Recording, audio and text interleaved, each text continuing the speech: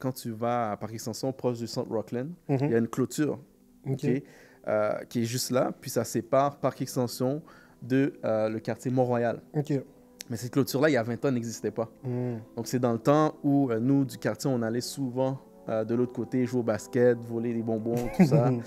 Fait que là, ils ont installé justement la clôture pour différencier la pauvreté puis la richesse. Wow. Puis Wow. vraiment, ça m'avait impacté beaucoup. On voyait un peu la différence des deux quartiers. On voyait que de l'autre côté, ils avaient tellement plus d'options que nous. C'est sûr. Puis moi, à cet âge-là, je me suis dit, ben, un jour, il faut que je sois de l'autre côté de la clôture. Bonjour à tous, bienvenue au podcast La réalité financière. Mon nom est Alan Julien Jean-Jacques. Vous savez déjà, l'avenir appartient à ceux qui font attention à leurs décisions. Et aujourd'hui, je suis très content parce que j'ai un invité qui est quand même spécial pour moi. Je me rappelle, c'est une des premières personnes, si ce n'est pas la première personne à qui j'ai regardé pour avoir des conseils financiers pendant la pandémie. Oui, aujourd'hui que je suis conseiller, enfin même de conseiller, je cherchais déjà pour améliorer mes finances. C'est une des premières personnes que qui j'ai approché avec son cœur. Il a vraiment apprécié, il a vraiment pris le temps de m'aider au niveau des finances. Aujourd'hui, il est avec moi et je vous le présente, on l'appelle sous le nom de Teacher Cred. Alan, comment tu vas? Ça va très, très, très, très bien. Et toi? Super, super. Je suis vraiment honoré. Je suis vraiment honoré d'être là, man. Pour moi, c'est un honneur, c'est tout un privilège de venir partager un peu mes connaissances comme j'ai fait avec toi, mais également avec tout l'auditoire ici présent. Fait que bon succès avec ton podcast. Merci beaucoup. La réalité financière. Yes, On la en a réalité besoin dans notre communauté, on en a besoin dans notre société. C'est vrai. Fait que vraiment chapeau, puis lâche pas, continue. Merci beaucoup, c'est très apprécié. Donc, j'aimerais que tu nous parles un peu de toi, ton histoire, qu'est-ce que tu entrepenses, c'est quoi ton statut social, qu'est-ce que tu fais? J'ai beaucoup de chapeaux. J'ai chapeaux. beaucoup de chapeaux. Premièrement, une des choses que j'aime bien mentionner, c'est que je suis marié. Je suis marié, ça fait 6 ans. Nice, félicitations. Avec ma femme, merci. On a une fille qui va avoir 3 ans bientôt. Donc, à part de ça, je suis un investisseur, je suis un conseiller, un coach, un mentor, un conférencier, un enseignant. Fait que je navigue avec beaucoup de chapeaux dans la vie de tous les jours. Puis, pour moi, un des chapeaux aussi qui est très important, pourquoi les gens me connaissent beaucoup, c'est de teacher. Donc, en français, l'enseignant. Yes. C'est mon entreprise. Puis, en fait, je m'appelle le psychologue financier. Donc, je transforme vos problèmes en solutions financières. Puis, c'est vraiment pour tout le monde, en fait. Donc, souvent aussi, là, dans notre communauté, surtout, c'est très tabou, les finances. C'est vrai, c'est vrai. Mais là, je suis vraiment dans un mode pour simplifier les choses, pour permettre aux gens de comprendre, en fait, qu'est-ce qu'ils font. Puis de savoir que peu importe ce que tes objectifs, mais tu peux les atteindre quand tu mets les bonnes stratégies en place. OK, intéressant, intéressant. J'aime le fait que tu as mentionné que tu as plusieurs chapeaux. Comment, une question que je prends comme ça, comment tu arrives à gérer ça? Est-ce que tu as un agenda, un calendrier? Parce que parfois, les gens ont plusieurs chapeaux, puis moi-même, je ne sais pas comment ils font. Ouais, c'est extrêmement important, en fait. Une chose que j'ai compris avec le fil du temps, c'est que quand tu as plusieurs chapeaux, c'est pas une question d'équilibre, c'est une question de priorité. OK. Fait que tout dépendamment de la saison dans laquelle que tu te retrouves, mais tu mets certaines choses en priorité. OK. Donc, ça, c'est extrêmement important. Donc, tu es marié, tu as un enfant, ta vie de couple, tu sais, les différents projets dans lesquels que je suis. Donc, c'est important de mettre certaines choses en priorité. Puis, tu sais, une des choses que je dis souvent aux gens, que moi, je fais personnellement avec mon couple, c'est que moi et ma femme, on va très souvent en money date. Est-ce qu'on peut dire money date? Money date. Money date. Fait que ça, c'est en fait quelque chose qu'on a commencé depuis la pandémie. OK. Avant, on le faisait chez nous, puis maintenant, on le fait, on va au resto très régulièrement. Puis, c'est juste des sorties où on parle de projets, on parle d'argent, on parle d'investissement, on parle de nos plus grandes aspirations, on parle de nos rêves. Tu sais, c'est vraiment du temps où on rêve. On rêve en couleur, pas en noir et blanc, on rêve en couleur. Puis, qu'est-ce que je réalise, c'est que quand tu te fixes des objectifs, juste le fait des fois d'en parler, ben, tu arrives à justement les réaliser éventuellement. Parce qu'un objectif ne suffit pas juste d'avoir un objectif, mais d'avoir un certain plan. Après, quand tu as ton plan, mais tu mets en place des stratégies pour y arriver. Puis, vraiment, c'est quelque chose que je suggère souvent aux gens. Donc, je sais que toi, tu n'es pas encore marié, ça s'en vient. Ça s'en vient. Quelque chose que tu peux faire, même dès maintenant. Tu es en mode pré-mariage et tout. Donc, c'est très intéressant justement de le faire, de voir un peu où ta femme se situe, où ta copine se situe pour projeter un peu l'avenir. Ah, mais c'est bon, je pense que chacun devrait faire ça, surtout les gens qui sont en couple, parce que souvent, ben, pas souvent, mais dans les gens que je rencontre, parfois les gens ont des finances séparées, je trouve que c'est un peu bizarre. Je pense qu'ils devraient mettre leurs finances ensemble. Je pense que c'est meilleur à deux que un. Exact. C'est supposé. C'est supposé. C'est supposé. C'est supposé. C'est C'est supposé. toute seule, t'es bon, Ouais. t'es correct, mais à deux, t'es censé être encore plus loin, Ouais, je comprends. avancer encore plus vite. Ok. Surtout dans l'économie dans laquelle on est. Hein. Ouais. L'inflation, Ouais. les choses sont pas mal chères. Le Hein. trio, il coûte $30. Aller au McDo, c'est plus un fast-food, C'est là. ça, là, C'est plus c'est du un luxe. luxe, là. Tu sais, c'est pas mal exigeant. Là, tu sais. Ok. Fait que tu te mets ensemble avec quelqu'un, Mhm. mais tu es censé être plus fort, c'est censé être mieux. Ok, j'aime bien cette pensée. J'aime bien cette pensée. Ben, écoute, je dirais que la première question que j'ai pour toi, je sais que tu m'as parlé du chapeau, tout ça. J'aimerais savoir un peu c'est quoi ton parcours financier, comment tu as grandi financièrement, est-ce que ça a été difficile? Parle-moi un peu de ton expérience. Très belle question. Tu sais, souvent, les gens voient où tu es rendu, puis ils ont comme l'impression que tu as toujours été dans ce stade-ci. Ouais, c'est vrai. Mais c'est pas le cas. Puis souvent, tu sais, j'ai eu l'occasion d'aller dans plusieurs podcasts et des conférences, puis je raconte un peu mon histoire. Mais moi, je viens vraiment là d'une famille classe moyenne. Là. Ok. Tu sais, j'ai grandi dans le ghetto, j'ai grandi à Parc Extension. Puis, tu sais, c'est un des quartiers les plus défavorisés à Montréal. Ouais. Et pour ceux et celles qui ne savent pas, mais tu sais, quand tu vas à Parc Extension, proche du centre Rockland, il y a une clôture. Ok. Qui est juste là, puis ça sépare Parc Extension de le quartier Mont-Royal. Ok. Mais cette clôture-là, il y a 20 ans, n'existait pas. Donc, c'est dans le temps où nous, du quartier, on allait souvent de l'autre côté jouer au basket, voler des bonbons, tout ça. Fait que là, ils ont installé justement la clôture pour différencier la pauvreté puis la richesse. Wow. Puis vraiment, ça m'avait impacté beaucoup. On voyait un peu la différence des deux quartiers. On voyait que de l'autre côté, tu sais, ça avait tellement plus d'options que nous. C'est sûr. Puis moi, à cet âge-là, je me suis dit, mais un jour, il faut que je sois de l'autre côté de la clôture. Wow. Tu sais, fait que c'est de là que ça a commencé. Puis de fil en aiguille, tu sais, j'ai eu mon parcours. J'ai toujours voulu être entrepreneur. Je me rappelle quand j'étais plus jeune, tu sais, j'avais deux rêves de devenir pompier ou de devenir un businessman. Tu sais, sans nécessairement avoir quelque chose en tête. Ouais. Mais je me voyais toujours bien habillé en roulant en Mercedes, en BM. Ok. C'était un peu ça mes rêves. Puis j'ai grandi comme ça, vraiment, là, dans une famille très, très, très normale, classe moyenne, comme je le mentionnais. Tu sais, on avait le strict nécessaire. Pas de folie, pas de voyage, rien d'extravagant. Pour J'allais payer dans les les choses de écoles. base, quoi. Ouais, exact. J'allais dans les écoles publiques. Ok. J'ai vraiment eu un parcours tu sais, très normal. Puis par la suite, ben, ensuite, en grandissant, tu sais, tu réalises certaines choses. Okay? Donc, une autre chose qui m'avait beaucoup impacté, tu sais, on approche un peu dans cette ère-là où on est dans un ralentissement économique, où les choses commencent à aller. Tu sais, d'autre côté, là, on a vu que tout était très cher. Ouais. Excusez-moi, mais là, les taux diminuent. So, les taux diminuent, est-ce que c'est une bonne nouvelle ou une moins bonne nouvelle? Tu sais, il faut se dire que si les taux diminuent, c'est que l'économie va moins bien. C'est ça. Okay, mais la dernière fois que, justement, il y a eu un ralentissement aussi important, bien évidemment, de la COVID, mais avant ça, c'était en 2007-2008. Puis à cette époque-là, c'est là que ça a été un point très tournant dans ma vie, où je suis passé du statut où je travaillais à temps plein à ne plus travailler. Oh, ok. Puis c'est des moments très, très, très difficiles. Donc à ce moment-là, je me rappelle, j'avais des économies, puis je vivais tout simplement de mes économies. Puis je n'étais pas très content. J'aimais pas justement comment je me sentais, toujours à être un peu dans ce manque. Tu cherches l'emploi, tu ne trouves pas. Il y avait beaucoup moins de rentrées, il n'y avait pas d'entrée qui rentrait. Puis je me suis dit, ben, plus jamais je vais être dans cette situation-là. Fait qu'à partir de ce moment-là, j'ai mis en place plusieurs stratégies qui font en sorte que je suis beaucoup plus confortable financièrement. Donc, j'ai appris un peu à la dure. Je l'ai appris à la dure. Puis, tu sais, on le sait, dans notre société, dans notre communauté, en fait, très rare que nos parents parlent d'argent. C'est vrai.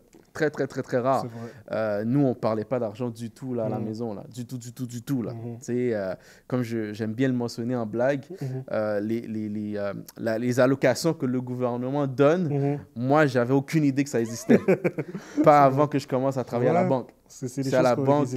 Exact. C'est à la banque que j'ai su, en faisant des transactions avec des clients, je vois l'allocation, je fais c'est quoi ça? Mais c'est l'argent qu'on va pour les enfants. Puis là, cette journée-là, je demandé à mes parents, puis ils ont dit, ah, mais tu sais, on met la nourriture sur la table à tous les jours, tu sais. Fait que tu as des vêtements et tout, fait que c'est tout passé par là. Mais j'avais aucune idée que ça existait, tu sais. Fait que vraiment, comme j'ai dit, j'ai grandi dans cet environnement-là. Mais avec l'expérience que j'ai eue personnellement, avec les moments qui c'était très difficiles, mais j'ai utilisé ça comme élément de motivation pour être dans une situation beaucoup plus confortable aujourd'hui. Donc, d'être dans une situation où ben, ma femme n'a pas besoin de s'inquiéter de quoi, ma fille n'a pas besoin de s'inquiéter de quoi, puis tranquillement, pas vite, on bâtit justement pour le long terme, on bâtit pour les enfants de nos enfants. Tu sais, fait que c'est ça qu'on parle d'une prospérité vraiment là, générationnelle.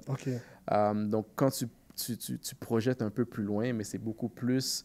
t'as besoin de beaucoup plus que $5. On s'entend. C'est sûr, c'est sûr. Fait qu'on a besoin de beaucoup plus. Fait que c'est là. C'est de là, en fil en aiguille, que c'est ça mon parcours qui fait en sorte que présentement, quand je mentionne, ben, j'ai plusieurs propriétés avec ma femme, comme on l'a mentionné. Comme je l'ai mentionné, tu sais, je suis investisseur immobilier. On essaie d'agrandir notre parc, tranquillement, pas vite. Fait que ça a été ça, mon parcours. OK, très intéressant. Puis ça m'amène à l'autre question. Peut-être que l'aspect immobilier que tu as mentionné, peut-être ça va répondre à la prochaine question. Mais je la pose pareil. Quel est le plus grand accomplissement financier que tu as fait dans ta vie et pourquoi? Plus grand accomplissement financier. Une autre bonne question. Hein? Il y en a tellement. Hein? Il y en a tellement. Lequel que je pourrais bien mentionner? Je pourrais dire que le plus grand accomplissement, c'était notre première acquisition avec ma femme. On s'est mariés, puis on a acheté. Et on a fait construire. Ça, je pense que pour moi, c'est le plus grand accomplissement. C'est ça, justement, la première pierre qui va amener beaucoup plus. Je comprends. Tu sais, c'était dans une ère où c'est pas le même marché immobilier que maintenant. C'était à peu près quand que c'était on a acheté en 2018. 2018, OK. 2018, ça fait 6 ans. Là où, tu sais, c'est assez complexe quand tu construis. C'est beaucoup de stress, beaucoup d'argent aussi. J'imagine. Tu builds tout de zéro jusqu'à l'accomplissement. Fait que, tu suis le projet étape par étape. Tu as le terrain qui a que de la terre. Puis ensuite, tu vois les bois, tu vois la structure. Tu vas dans chaque visite, tu fais ta toilette, tu fais ta cuisine, tu fais ton sous-sol, etc. etc. Fait que tu vois tout le projet de A à Z. Et tu vois tous les montants aussi de A à Z. Et toutes les extras et tout. Fait que moi, je suis quelqu'un de très analytique. Donc, c'était quelque chose, là. C'était quelque chose. Puis dans tout ça, tu prépares un mariage. Donc, c'est pas évident. Fait que c'est vraiment une saison chaude, là. Ah ouais, tu construis, mariage qui s'en vient. Exact.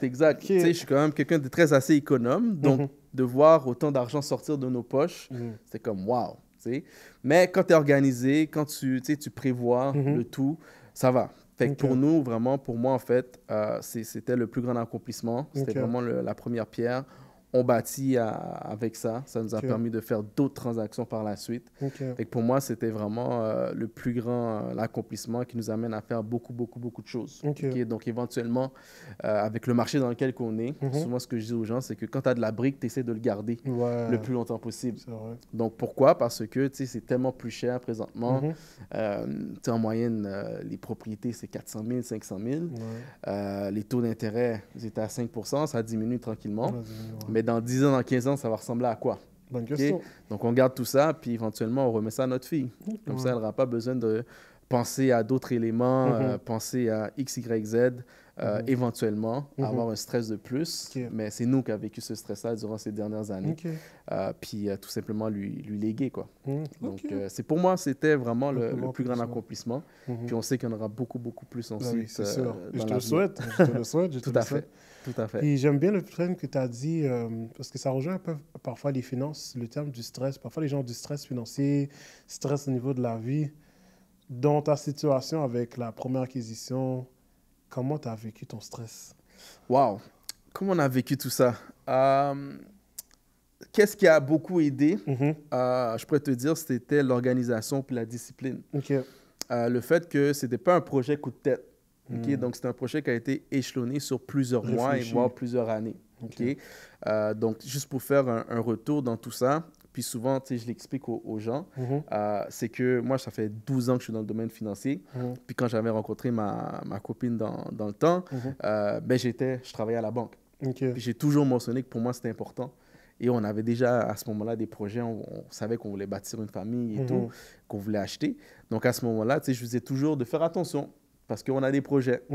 Donc, puis par la suite, à partir de 2 ans de couple, donc tout le monde, OK, le temps magique, 2 ans. 2 ans. 2 ans, all right? Fait qu'à partir de 2 ans, je me dis, OK, moi, j'ai besoin de savoir tes finances ressemblent à quoi. OK? Donc, c'était une discussion assez difficile, si on pourrait dire. Parce que dans le temps, c'était très tabou, en fait. Tu sais, maintenant, on met un peu la lumière, puis surtout avec ton podcast, on va mettre beaucoup la lumière sur les finances. Mais dans le temps, les gens ne parlaient pas de ça, là, autant. Là. Tu sais, ça fait 10 ans de ça, en 2014. Les gens ne parlaient pas de ça. Puis quand j'en parlais justement à mon entourage, pour eux, c'était comme, waouh, voir que tu parles de ça. Tu sais, c'est des informations assez personnelles. Donc, tu en discutes avec ta copine et tout. Je suis comme, ouais, parce que c'est important. Tu sais, parce que si jamais elle est bloquée, mais on peut mettre en place certaines choses pour justement qu'elle soit débloquée. Donc, à partir de là, tout était correct. Fait qu'on a bâti à partir de là. Fait que, tu sais, c'était un travail vraiment de longue haleine. C'est de prendre un peu plus à l'avance, de ne pas être en mode coup de tête. Sinon, mais c'est là que ça peut être un peu plus difficile. Parce qu'il y a tellement de choses, des fois, qui sont hors de notre contrôle.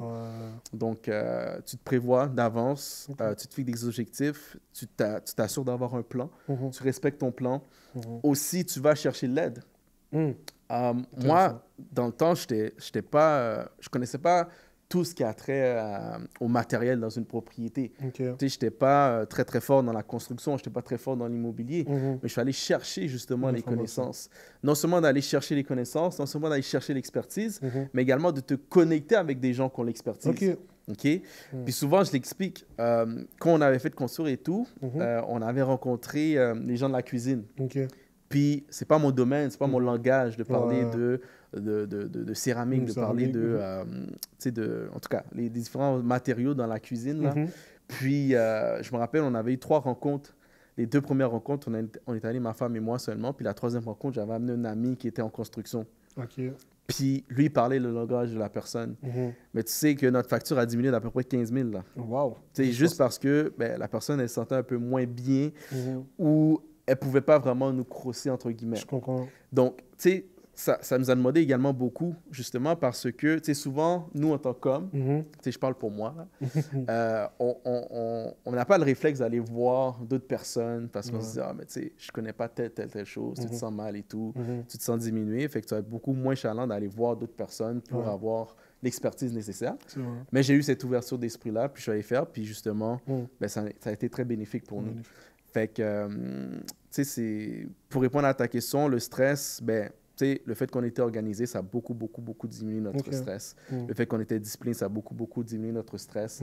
Le fait qu'on a parlé également, on a très bien communiqué par rapport à ça, par rapport à ce projet-là, ça a beaucoup diminué. On sait que les finances, c'est tabou dans notre société, mais c'est tabou également dans les couples. C'est tabou dans les couples. Dans les gens, ils n'en parlent pas. Mais quand on parle de certaines choses, indirectement, on trouve des solutions. Donc, tu sais, peu importe ce que tu vis financièrement, et toujours le réflexe d'aller en parler avec quelqu'un. Que tu vas parler avec un conseiller, que tu vas parler avec un ami de confiance, bien évidemment, parce que des fois, les situations sont précaires. Donc, tu ne veux pas que c'est n'importe qui, justement, à qui tu te confies. Mais d'en parler, vraiment, c'est une thérapie. Quelque chose que je dis souvent aux gens. Puis ça va les aider énormément. Fait que diminuer le stress, parlez-en. Gardez pas ça pour vous. Oui, c'est vrai. Puis je le vois, même moi, quand je rencontre mes clients, parfois, il y a des clients qui sont tellement stressés sur des projets, mais dès qu'ils commencent à m'en parler, puis que je commence à donner une stratégie, puis leur dire que c'est possible, on dirait que tout le stress descend, puis ils commencent à avoir de l'espoir, que OK, je peux y arriver, je suis capable. Donc, c'est vrai ce que tu dis, de juste en parler, ça fait la différence, là, complètement. Là. Exact. C'est comme un ballon vide. Fait que quand tu t'en parles pas, mais ton ballon, il se gonfle. Puis après, tu en parles à quelqu'un d'expérience, quelqu'un qui peut t'amener certains conseils, certaines stratégies. Puis là, tranquillement, ta ballon est en train de dégonfler. Tranquillement, pas vite, tu vois beaucoup plus clair. C'est exactement la même chose. Fait que parlez-en. Puis tu as parlé de conseils, puis j'aime la lignée qu'on est en train de prendre. Tu as parlé aussi de formation. Est-ce que tu as investi dans les formations? Tu as parlé d'investissement, tout ça. Et puis, les formations dans lesquelles tu as investi, est-ce que ça t'a servi à quelque chose? Est-ce que tu as vu les fruits? Est-ce que c'est important d'investir? Oh, c'est plus qu'important. c'est extrêmement important d'investir. Tu sais, le premier investissement, ça doit toujours être sur toi-même. souvent, les gens vont me poser la question, dans quoi je devrais investir? Puis c'est toujours ça ma réponse. Investis premièrement en toi-même. En toi-même, ça serait le meilleur investissement que tu peux faire. Tu ne vas jamais perdre en investissant en toi-même. Jamais, jamais, jamais. Donc, très important de commencer par soi-même. Puis de toujours avoir l'esprit ouvert. Donc, un conseil que je donne souvent aux gens, c'est d'être un éternel étudiant. Donc, sois toujours prêt à apprendre. Donc, peu importe la conversation, peu importe l'individu, tu peux toujours apprendre. Donc, moi, ça fait 12 ans que je suis dans le domaine. J'ai étudié dans le domaine, donc ça fait peut-être 15 ans. Mais à tous les jours, il n'y a pas un jour qui passe que je ne lis pas par rapport aux finances. Donc, c'est quelque chose que je fais à tous les jours. Très régulièrement, mensuellement, je vais soit dans un webinaire, je vais dans une formation en ligne, où je me déplace, faire du réseautage et tout. J'aime énormément apprendre parce que tu n'arrêtes jamais d'apprendre. Donc, peu importe la personne, elle a toujours un angle différent qui peut t'amener les choses, qui te permettent de grandir puis de te développer. Donc ça, c'est vraiment quelque chose que je suggère fortement, recommande fortement aux gens. Soyez toujours des gens qui sont propres à apprendre. Puis après, ben, tu l'amènes dans ta réalité, puis tu essaies de trouver justement comment tu peux t'aligner pour atteindre tes objectifs. OK. Puis si tu auras donné une ou deux formations en général qu'une personne, par exemple, en immobilier devrait investir, ça serait dans quoi? Très bonne question. Fait une des premières choses que je pourrais dire aux gens par rapport à l'immobilier, ben, premièrement, par rapport aux finances de manière générale, Oui, au pire, oui. c'est souvent un livre que les gens recommandent. Puis moi aussi, je le recommande fortement. C'est le livre Père riche, Père pauvre. Ça, c'est un must. Yes. Ça, c'est vraiment Classique. un must. Ah, ouais. Classique. Tu dois commencer par là.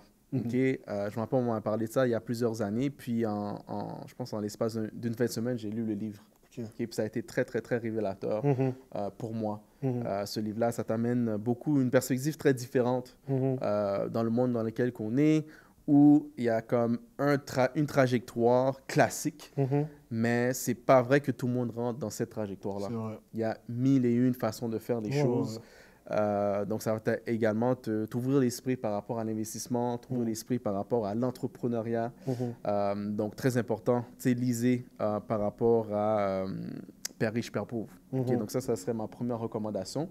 Ensuite, ma deuxième recommandation, c'est d'aller voir comme j'ai aimé l'expliquer, d'aller voir un conseiller financier, un stratégiste financier pour établir un plan. OK? Les personnes, tu sais, il y a un dicton qui dit « If you don't plan, you plan to fail ». Donc, si tu ne planifies pas, tu planifies indirectement ton échec. Les gens minimisent souvent le pouvoir, la force d'un plan. OK? Donc, un plan, c'est extrêmement important. Pourquoi? Parce que le plan, quand tu établis ton plan, bien évidemment, tu établis les côtés, les meilleurs côtés, mais également, il faut que tu regardes aussi de l'autre côté de la médaille. Donc, il y a le scénario le plus propice, puis il y a le scénario le plus pessimiste aussi. Il faut toujours regarder les deux côtés de la médaille. Tu établis ton plan par rapport à ça, puis ensuite, tu maintiens ton plan. Pourquoi? Parce que des fois, ça peut arriver exactement comment tu l'as planifié. Mais des fois, c'est de l'autre côté. Ça arrive nullement comment tu l'as planifié. Mais tu dois continuellement garder ton plan, puis t'ajuster tout simplement. Okay. Fait que ça serait vraiment mes deux conseils pour les gens. Là, ça peut être un peu plus difficile compte tenu que c'est assez élevé, les coûts. Puis pour ceux et celles qui pensent que ça va baisser, probablement pas.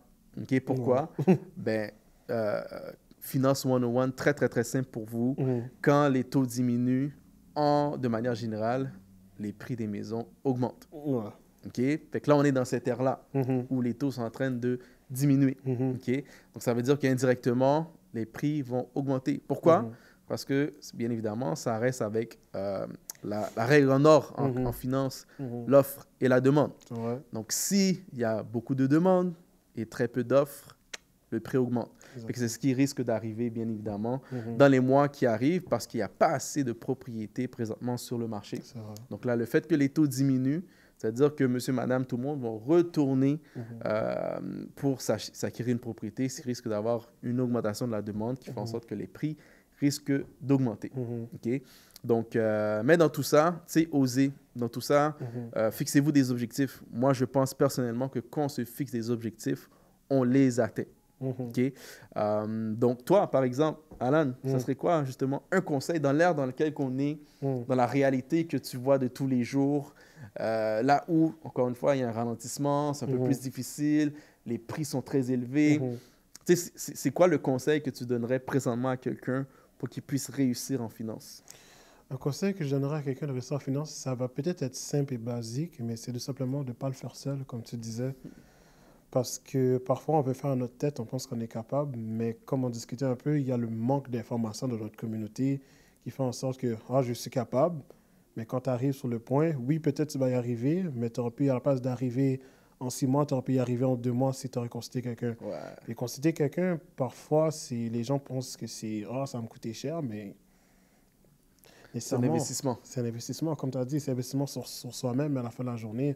Parfois, si je donne un exemple sur un client que j'ai eu il y a quelques semaines de cela, il me disait qu'il voulait investir dans une pharmacie, puis que sa conjointe en personne lui a dit, va voir Alan, il va t'expliquer comment tu peux le faire. Puis la personne en question avait un gros montant d'argent qui dormait dans son compte bancaire. Je ne vais pas dire exactement le chiffre, mais c'était un gros montant. Puis dès qu'il m'a raconté ça, je lui ai dit, est-ce que tu sais que tu peux juste mettre tout ça dans un CELI, puis dans 10 ans, tu vas avoir le double? Il m'a dit, comment ça? C'est tout simplement comment ça fonctionne. Donc, juste le fait qu'il m'a consulté, qu'il est venu me voir, il aura pu décider par lui-même, OK, je vais garder mon 30 000 dans mon compte bancaire et puis je vais l'investir plus tard. Mais juste le fait qu'il m'a rencontré, il a juste transféré son argent dans un CELI, puis dans 10 ans qu'il va faire son projet, il y aura le double. Fait qu'il pourra faire son projet de pharmacie et tout. Donc, juste le fait de consulter, là, c'est ou demander de l'aide. Il ne faut pas avoir peur de demander de l'aide, vraiment. Il ne faut pas avoir peur. Je veux qu'on enlève même cette mentalité-là que, OK, je suis capable de faire moi-même, surtout au niveau des finances, parce que c'est un thème avec beaucoup de choses. Les marchés changent, tout change. Donc, si on n'est pas à l'affût, s'il n'y a pas quelqu'un pour nous conseiller qui sait qu'est-ce qui se passe, c'est sûr qu'on prend une mauvaise route là. C'est sûr, 100%. Tout à fait. Tu sais, on est dans l'ère de l'accompagnement. Tu sais, tu peux, comme tu le mentionnais, tu peux y arriver. Ça peut te prendre 1 an, ça peut te prendre 2 ans. Mais quand tu es bien accompagné, quand tu es bien outillé, ça fait en sorte que ton projet arrive beaucoup plus vite. C'est ça. Tu es beaucoup plus efficace, tu es beaucoup plus efficient, tu es beaucoup plus optimal avec justement ton projet parce que nous, on est comme un peu, tu sais, quand tu conduis ta voiture, tu as tes rétroviseurs, mais nous, on est les gens qui protègent les angles morts. Donc, on te parle un peu des angles morts pour justement te permettre d'arriver à bon port, arriver à destination le plus rapidement possible. C'est vrai. Mais écoute, c'est très bon ce qu'on dit. Puis j'aurais une question pour un peu terminer le tout.